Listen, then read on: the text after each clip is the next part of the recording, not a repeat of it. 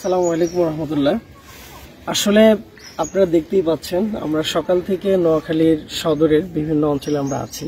আসলে মানুষের যে দুর্বিষহ জীবনযাপন দেখছি, এটা দেখে সকলেরই খারাপ লাগারই কথা। মানুষ অত্যন্ত কঠিনভাবে জীবনযাপন করছে, বিশেষ করে গবাদি পশু এগুলো নিয়ে তারা যে কতটা দুর্বিষহ জীবনযাপন করছে সরজমিনে কেউ না এসে আসলে বুঝতে পারবে না। আমরা ছাত্র আন্দোলন বাংলাদেশ কেন্দ্রীয় কমিটির মহতারাম কেন্দ্রীয় সভাপতি নুরুল বশর আজিজি আমাদের নির্দেশনা দিয়েছেন।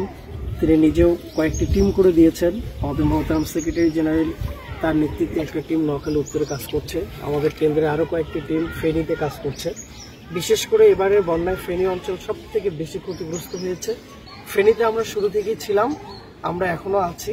আমরা লক্ষ্মীপুর, নোয়াখালী, আমাদের বিশেষ করে নোয়াখালী সদর এবং নোয়াখালী চৌমুহনী যে এলাকা আছে সেই জায়গাগুলোতে আমাদের ব্যাপক কাজ করছে।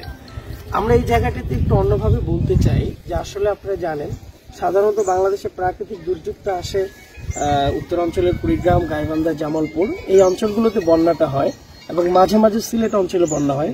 ফেনী, নোয়াখালী অঞ্চলে কিন্তু আমরা বন্যা এইভাবে দেখি না। এই বন্যাটা হওয়ার অন্যতম কারণ আপনারা জানেন ইন্টারন্যাশনাল রিভার ল, যেটাকে লঙ্ঘন করে ভারত তাদের বাঁধগুলো খুলে দিয়েছে ত্রিপুরা রাজ্যে। মিনিমাম 72 ঘন্টা পূর্বে অবগত করতে হবে যাতে ভাটির দেশ প্রস্তুতি নেওয়ার সুযোগ পায়। তারা কিন্তু এই সুযোগটা আমাদেরকে দেয়নি, তারা ইচ্ছা করে এই বাঁধগুলো খুলে দিয়েছে। আমরা পত্রিকার বরাত থেকে যতটুকু জানি 18 জন মানুষ ইতিমধ্যে মৃত্যুবরণ করেছে এবং আমরা সেনাবাহিনী এবং বিভিন্ন জায়গার সাথে কথা বলে দেখেছি।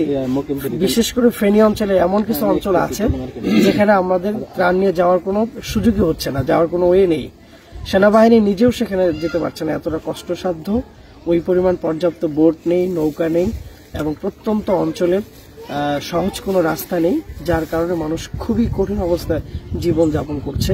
আমরা মনে করি এই দায়ভারটা ভারতকে নিতে হবে, কারণ এত পরিমাণ পানি এর আগে কখনো হয়নি। যদিও তারা ব্যাখ্যা দিয়েছে যে এবার বৃষ্টি হয়েছে বেশি, অন্য তুলনায় এবার প্রায় 600 গুণ কিংবা কোনো কোনো রাজ্যে 134 গুণ ঘন মিলিমিটার পানি হয়েছে, বৃষ্টি হয়েছে।